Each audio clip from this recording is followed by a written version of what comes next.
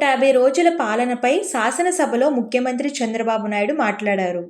AP చరిత్రలో ఎప్పుడూ చూడని ప్రజా తీర్పు వచ్చిందన్నారు. 2024 ఎన్నికల్లో ప్రజల్లో తిరుగుబాటు కనిపించిందని తెలిపారు. 4 దశాబ్దాలుగా నన్ను ఆదరించారు. అందరికంటే ఎక్కువసార్లు నన్ను ప్రజలు సీఎం చేశారు. ఎన్నో ఇబ్బందులు పెట్టారు. జైలుకు కూడా పంపారు.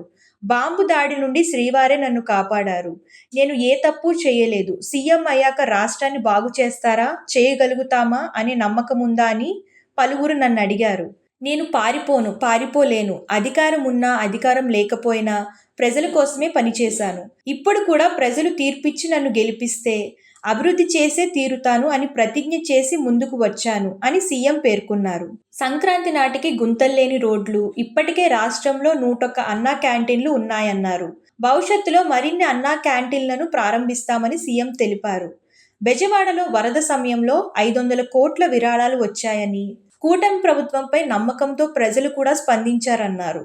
ఏపీలో బుక్ చేసుకున్న వారందరికీ గ్యాస్ సిలిండర్లు ఇస్తున్నామన్నారు.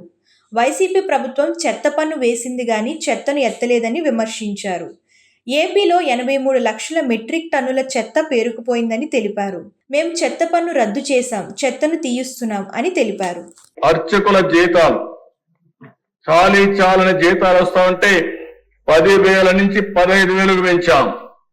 దేవాలయాల్లో నాయి బ్రాహ్మణులు ఉన్నారు, వాళ్ళ వేతనాలు 15,000 ఉంటే కాదు 25,000 చేస్తా అని ఎలక్షన్ మేనిఫెస్టోలో చెప్పి ఇమ్మీడియట్ గా 25,000 చేసిన ప్రభుత్వం ఈ ప్రభుత్వం అని చెప్పి కూడా నేను మీకు తెలియజేస్తున్నా. ఇంకో పక్క టెంపుల్స్ అన్ని కూడా ధూప దీప నైవేద్యం కింద ఆలయాల్లో ఆర్థిక సహాయం అది 5,000 ఉంటే వాళ్ళకు 10,000 పెంచాం. ఉపాధి కోసం చూస్తున్న వేద విద్యార్థులకి 3,000 రూపాయల నిరుద్యోగ భృతి ఇవ్వడం మొదలు పెట్టాం. చేనేతకు జిఎస్టీ ఎత్తివేశాం. గృహ నిర్మాణానికి అదనంగా 50,000 రూపాయల ఆర్థిక సహాయం పెంచాం.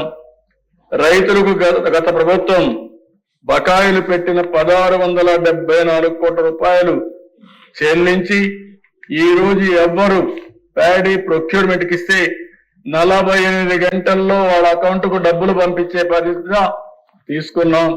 అది కూడా వాట్సాప్ గ్రూపులు కూడా క్రియేట్ చేసి ఎక్కడా ఇబ్బంది లేకుండా చేస్తున్నాం. మళ్ళీ రైతులకు సబ్సిడీ డ్రిప్ పరికరాలు, పాడి రైతులకి 90% రాయితీతో షెడ్లు కట్టిస్తున్నాం. రాజధాని రైతులకి, కౌలు రైతులకి మొత్తం 400 కోట్ల రూపాయలు చెల్లించాం. ఏ మాట చెప్పాము, గృహ నిర్మాణానికి గ్రామాల్లో 3 సెంట్లు, పట్టణాల్లో 2 సెంట్లు ఇచ్చే కార్యక్రమానికి శ్రీకారం చుట్టాం. అదే సమయంలో 5 సంవత్సరాల్లో ఈ రాష్ట్రంలో ఏ ఒక్క వ్యక్తి కూడా ఇంటి జాగా లేదనకుండా, ఇల్లు లేదని పరిస్థితి లేకుండా ప్రతి ఒక్కరికి ఇంటి జాగా, ఇల్లు ఇచ్చే పరిస్థితి తీసుకొస్తామని చెప్పి కూడా నేను మీకు తెలియజేస్తున్నా. ఇవి ఒక పక్కన చేస్తూ అధ్యక్ష, నేను మళ్ళీ చెప్తున్నా, ఈ ప్రభుత్వ విధానం పేదలకు సంక్షేమ కార్యక్రమాలు చేయడం, అదే సమయంలో అభివృద్ధి కూడా కొనసాగించడం. అభివృద్ధి చేస్తే సంపద వస్తుంది, సంపద వస్తే ఆదాయం ప్రభుత్వానికి పెరుగుతుంది, తిరిగి పెరిగిన ఆదాయాన్ని పేదలకు ఖర్చు పెట్టే పరిస్థితి వస్తుంది. ఇదే విధానాన్ని కొనసాగిస్తున్నాం. అందుకే మేము ఎన్నికల మేనిఫెస్టోలో చెప్పిన ప్రతి ఒక్క విషయానికి కట్టుబడి ఉంటాం, న్యాయం చేస్తామని చెప్పి కూడా నేను మీకు తెలియజేస్తున్నా.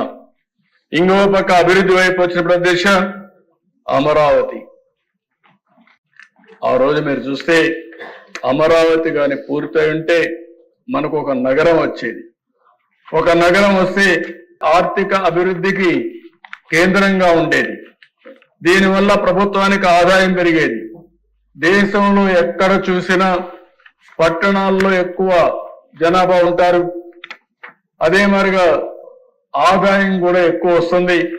దీనివల్ల ప్రభుత్వానికి కూడా ఎక్కువ ఆదాయం వచ్చే పరిస్థితి వచ్చింది. కానీ సౌత్ ఇండియాలోనే కాకుండా భారతదేశంలో చూస్తే పట్టణ జనాభా తక్కువ ఉండే రాష్ట్రం ఆంధ్రప్రదేశ్ రాష్ట్రం అధ్యక్ష.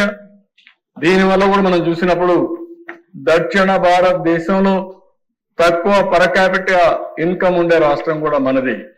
ఇలాంటి ఇబ్బందులు ఉంటే ఈరోజు అమరావతి కేంద్రం కూడా పూర్తిగా సహకరించింది. 15,000 కోట్ల రూపాయలు డబ్బులు ఇవ్వడానికి ఒప్పుకున్నారు. డిసెంబర్ నుంచి పనులు ప్రారంభిస్తాయి. మొత్తం అన్ని పనులు పూర్తి చేసి మళ్ళీ అమరావతికి పూర్వ వైభవం తీసుకురావడానికి శ్రీకారం చుట్టాం. పనులు ప్రారంభమవుతాయి. అదే సమయంలో మళ్ళీ పెట్టుబడులు కూడా అట్రాక్ట్ చేయడానికి ఏమేం చేయాలో చేస్తున్నాం అని చెప్పి కూడా నేను మీకు తెలియజేస్తున్నాను. నిన్నే చెప్పాను దిశ, పోలవరం ఒక గేమ్ చేంజర్. పోలవరం పూర్తయి నదుల అనుసంధానం చేయగలిగితే ఈ రాష్ట్రం నెంబర్ 1 రాష్ట్రం అవుతుంది. పనులకు శ్రీకారం చుడుతున్నాం. ఈ రోజు కూడా ఎక్స్పర్ట్స్ కమిటీ కొన్ని సూచనలు ఇచ్చింది, అవి కూడా తీసుకుంటాం. పగడ్బందీగా పోలవరం పనులు ఏ విధంగా చేయాలో చేస్తామని చెప్పి కూడా నేను మీకు తెలియజేస్తున్నాను. దీనికి డబ్బుల కొరత లేదు. 12,157 కోట్ల రూపాయలు ప్రస్తుతానికి మొత్తం శాంక్షన్ చేశారు. మళ్ళీ చెప్తున్నా, ఈ ప్రభుత్వం ఎక్కడా రాజీ పడం. 45.72 మీటర్లు ఎత్తుగట్టే విధంగానే ఈ ప్రాజెక్టు పని పూర్తి చేసే విధంగా ముందుకు పోతామని చెప్పి కూడా నేను మీకు తెలియజేస్తున్నాను.